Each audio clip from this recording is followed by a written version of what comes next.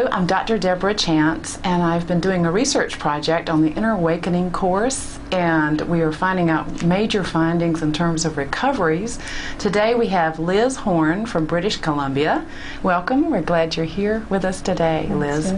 We would like to talk to you today about recoveries that we've had in terms of fear and pain, because many people have been experiencing in the Western world the fight or flight syndrome, where they're having to get to work and get the job done, and there's a lot of fear and a lot of anxiety that surrounds that type of lifestyle.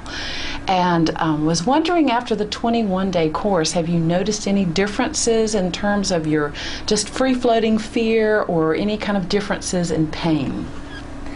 Well, with regards to the fear, just recently we had a quiz, a test from our yoga instructor, and it's been many years since I've done a quiz or like that, and usually I had some anxiety around it, because I was concerned about the outcome. Right.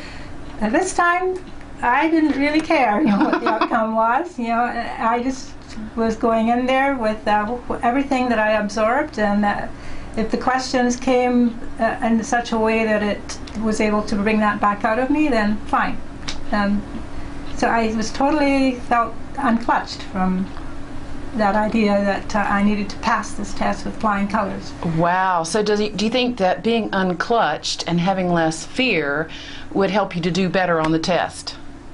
I think so. We haven't had the results yet, but I felt better while I was doing the test. Yes. So you're more relaxed. That was the more important thing. I was relaxed. Right. Yes. And this is a form of restful awareness, once again, that we're talking about, that is part of the in effect.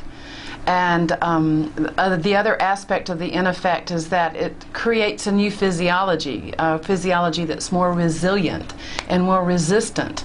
So have you noticed any changes in your body and your body-mind connection? Yes, I certainly have. I've come here with severe osteoarthritis in my right hip, and the changes that I've noticed since being here is that there's no pain in my back or hip. Even my leg, the referral pain in my leg has gone right now too. Is that I feel more ease in my movements. I feel less fearful of tripping and falling on this hip. And when I say that, it was a click that I had when I was watching Bruce Lipton's videotapes. This is a doctor who is proving that it's not our genetics that create who we are, it's our perceptions of who we are that creates who we are.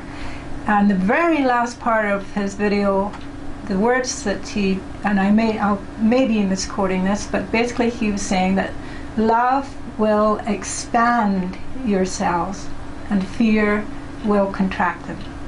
And that's when I realized, because my right hip and right leg have shrunk. They're way smaller, partly because I'm not using it the same way, but I really strongly sense that there's been something holding tight in there that's not allowing this hip to breathe and move the way it needs to move.